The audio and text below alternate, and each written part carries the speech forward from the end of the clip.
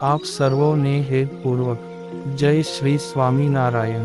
આજની સત્સંગ કથા વાર્તા નિજ મંદિર સાવરકુંડલા।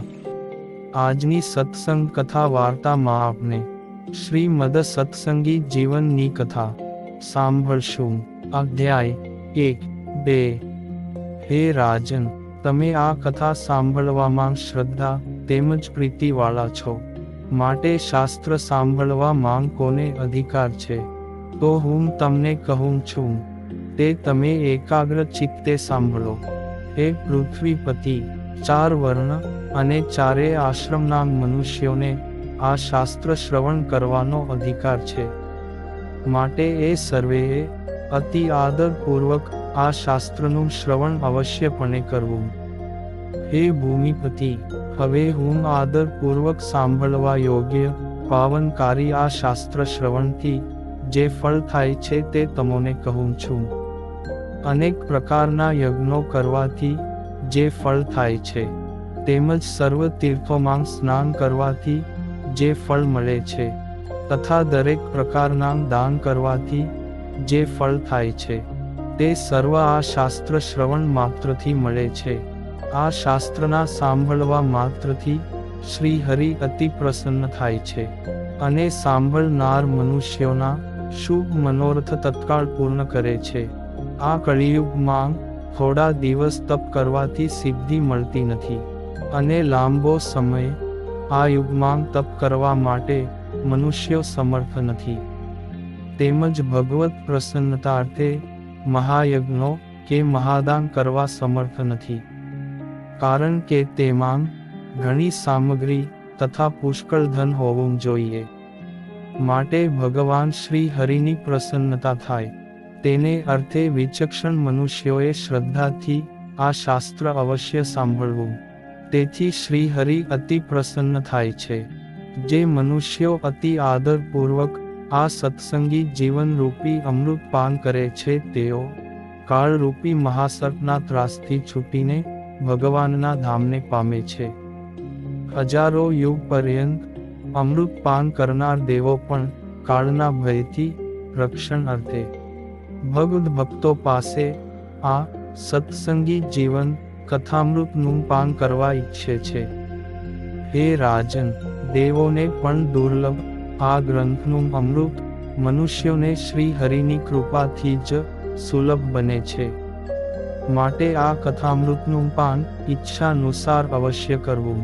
આ શાસ્ત્રથી અતિ દુર્લભ બીજું કાંઈ નથી કે જેને અર્થે આ શાસ્ત્રનો ત્યાગ કરવો પડે, એટલે કે આ શાસ્ત્રથી બધું જ સુલભ છે, પ્રાપ્ત છે, માટે સર્વ સિદ્ધિને આપનારું આ શાસ્ત્ર મનુષ્યોએ એકાગ્ર ચિત્તથી સર્વેએ આદરપૂર્વક સાંભળવું। આ જગતમાં વિવિધ પ્રકારના પાપરૂપી જાળને નાશ કરવાની ઈચ્છા જેને હોય તેમણે મહાપુરુષોએ સેવેલા તેમજ પાપોનો નાશ કરનારા આ ગ્રંથનું તત્કાળ શ્રદ્ધાપૂર્વક શ્રવણ કરવું। આ જગતમાં માનવ શરીર સર્વ શરીર રૂપી રત્નોમાં શ્રેષ્ઠ રત્ન છે, કારણ કે આ શરીરને દેવો પણ ઈચ્છે છે। આવું ઉત્તમ રત્ન સમાન શરીર પામીને એકવાર પણ આ ગ્રંથનું શ્રવણ નથી કરતા, તે તો જેમ રત્નને નહીં જાણનાર રત્નને પથ્થર માનીને કૂવામાં નાંખી દે છે, તેમ દુર્લભ માનવ શરીરને વ્યર્થ રીતે સંસાર સાગરમાં વ્યર્થ ગુમાવે છે। મંગલકારી અને સાંભળવા યોગ્ય આ શાસ્ત્રના શ્રવણ રહિત મનુષ્યને જ્ઞાની પુરુષોએ પશુ તુલ્ય કહ્યો છે, માટે પોતાનું હિત ઈચ્છનારા મનુષ્યોએ એકાગ્ર ચિત્તે આ શાસ્ત્રનું શ્રવણ કરવું। મનુષ્યોનું અંત સમયે પોતાના પુત્રો, પરિવાર, ઘરબાર, વાહનો, ગાય, ભેંસ આદિક પશુઓ તેમજ અતિ સંપત્તિથી યુક્ત વિશાળ રાજ્ય વગેરે કોઈ રક્ષણ કરી શકતું નથી, પરંતુ અંતકાળે તો આ શાસ્ત્રનું શ્રવણ જ જીવને રક્ષણ માટે સહાયરૂપ બને છે। હે મહાબુદ્ધિમંત રાજન, આમ આ શાસ્ત્ર શ્રવણનું મહાત્મ્ય કહ્યું। હવે આ સાંભળવામાં શ્રદ્ધાવાળા એવા તમને આ શાસ્ત્રનું શ્રવણ ક્યાં સ્થાનમાં કરવું તે હું કહું છું. માટે તમો સાવધાન થઈને સાંભળો. આ શાસ્ત્રનું શ્રવણ ગંગા જેવી કોઈ પવિત્ર નદી કિનારે અથવા ભગવાનના શોભાયમાન મંદિરોમાં અથવા પોતાના પવિત્ર વિશાળ ઘરને વાળી લીંપીને તેમજ મંડપ વગેરેથી અલંકૃત કરેલા પવિત્ર ઉત્તમ સ્થળને વિશે અતિ આદરપૂર્વક કરવું. અતિશય જાણવાની ઈચ્છાવાળા તેમજ પ્રીતિવાળા ભગવદ્ ભક્તોમાં શ્રેષ્ઠ એવા આપને હું હવે આ શાસ્ત્ર ક્યારે સાંભળવું તે શાસ્ત્ર અનુસાર કહું છું. આ લોકમાં આ શાસ્ત્ર હંમેશા અતિશય આદરપૂર્વક સાંભળવું. પ્રતિદિન સાંભળવાની અનુકૂળતા ન હોય તેમને ચાતુર્માસમાં તો અવશ્યપણે સાંભળવું.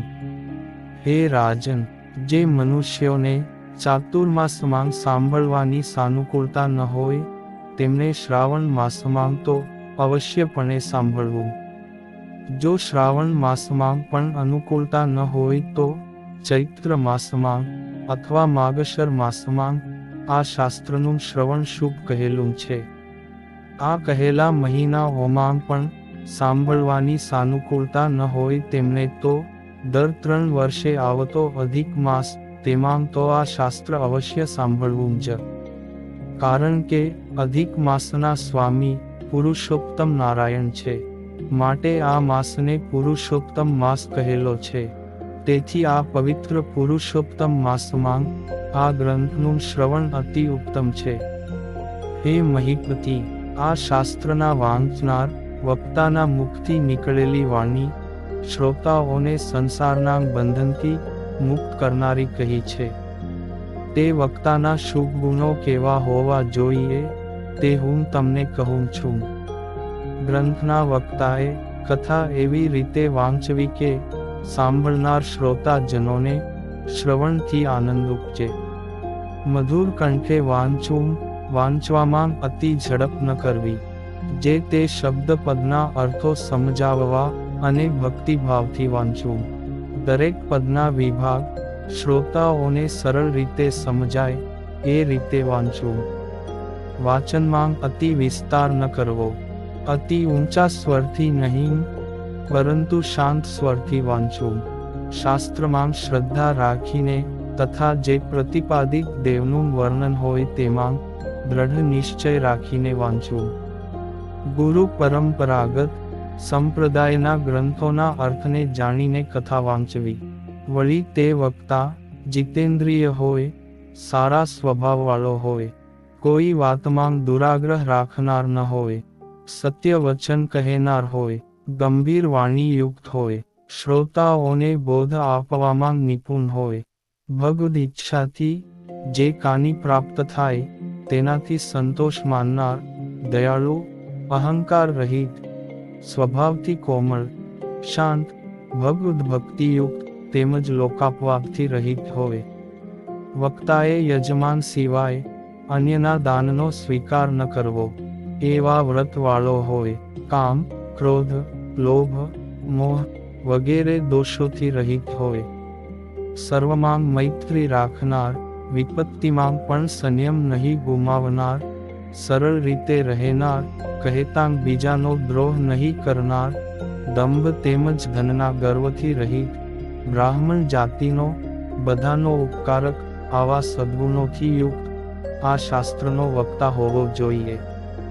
બ્રાહ્મણ સિવાય દ્વિજાતિના મુમુક્ષુ આ ઉદ્ધવ સંપ્રદાયની ભાગવતી દીક્ષા લઈને અષ્ટાંગ બ્રહ્મચર્ય પાળીને ત્યાગાશ્રમમાં રહેતો હોય, નિર્લોભી હોય અને ઉપર કહેલા વક્તાના સદલક્ષણોથી યુક્ત પણ આ સત્સંગી જીવન ગ્રંથની કથા વાંચવામાં અધિકારી છે. હે મહિપતિ, હવે આ અતિ શ્રેષ્ઠ શાસ્ત્રને સાંભળનારા શ્રોતાઓ કેવા લક્ષણવાળા હોવા જોઈએ એ તમોને કહું છું. આ શાસ્ત્રના શ્રવણ કરનારા શ્રોતાજનો શ્રવણ ભક્તિમાં શ્રદ્ધાવાળા હોવા જોઈએ. અન્ય કાર્યની આશાઓનો ત્યાગ કરીને એકાગ્ર મનથી વાણીનો સંયમ જાળવીને પવિત્ર રહીને કથા શ્રવણ કરનારા શ્રોતાજનોને જ આ કથા શ્રવણનું યથાર્થ પુણ્ય મળે છે. શ્રોતાજનોએ વિનયપૂર્વક કથા સાંભળવી, ઇન્દ્રિયોનું દમન કરવું, ઈર્ષ્યા અને મત્સરનો ત્યાગ કરવો, પોતાના ધર્મમાં રહેવું, ભગવાનમાં પ્રીતિ વૃદ્ધિ પામે તેને અર્થે જ કથા સાંભળવી. હે રાજન, આવા સદ્ગુણોથી યુક્ત થઈને કથા સાંભળવી. હવે ગ્રંથની કથા પૂર્ણ થાય ત્યારે જે કરવા યોગ્ય છે તથા વક્તાને આપવા યોગ્ય જે છે તે હું તમોને કહું છું, તે તમે સાંભળો. હે રાજન, આ કથાની સમાપ્તિ થાય ત્યારે ગ્રંથનું યથાવિધિ મહાપૂજન કરવું. ગ્રંથ સરખી રીતે બાંધી શકાય તેવું સુંદર વસ્ત્ર અર્પણ કરવું. પોતાની શક્તિ અનુસાર વક્તાશ્રીને સોનું, નવીન વસ્ત્રો, વિવિધ પ્રકારના આભૂષણો તથા સુવર્ણ, ચાંદી વગેરેની દક્ષિણા આપવી.